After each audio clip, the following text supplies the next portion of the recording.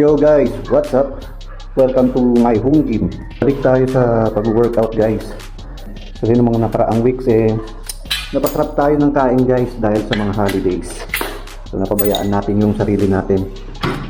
Ayun, try nga natin palabasin yung 10 packs abs natin guys kasi wala na yung binubuo kong abs na. Ayan. So bali i-update ko lang kayo sa ating binubuong home gym kung anong mga equipments ang meron tayo. So ito, stationary bike. So ito yung ginagamit ko pag cardio. So minsan nasa nakaka 30 minutes or 40 minutes ako dito bago mag-workout. Mura lang naman to, pero para sa akin heavy duty. Ayan.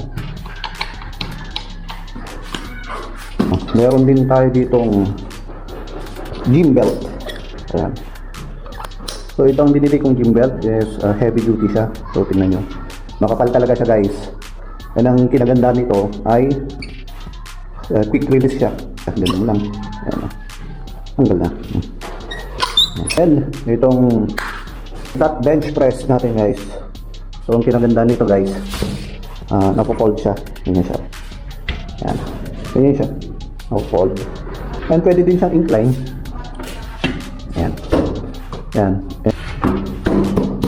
Meron din tayong 150 cm barbell bar. Yeah. Ini. Pero lang hindi nagagamit. Ayan. So ganyan magiging setup ko.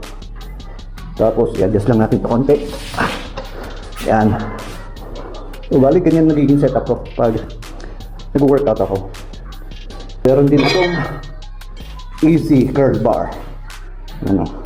So 120 cm easy curl bar. Yun. Then ang ating mga plates. Ano? So bale malikabok na siya kasi so, ilang weeks na rin hindi nagagamit. Meron tayong dalawang handle para sa dumbbell. Yung extension, pwedeng extension pa eh. Ayan. Ayan. Ayan siya. Ayan yung mga locks. Ayan. Lock natin. Tapos may apat tayong 2.5 kg, 1.25 kilograms and 0.5 kg. Meron din tayong apat na 4.5 kg. And meron din tayong 25 pounds.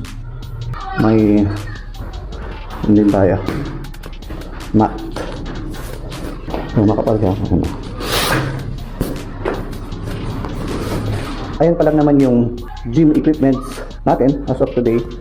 So madadagdagan pa yan. Bibili pa tayo ng dumbbells and syempre additional plates. Tapos sana magkaroon na rin tayo ng Smith machine. Okay.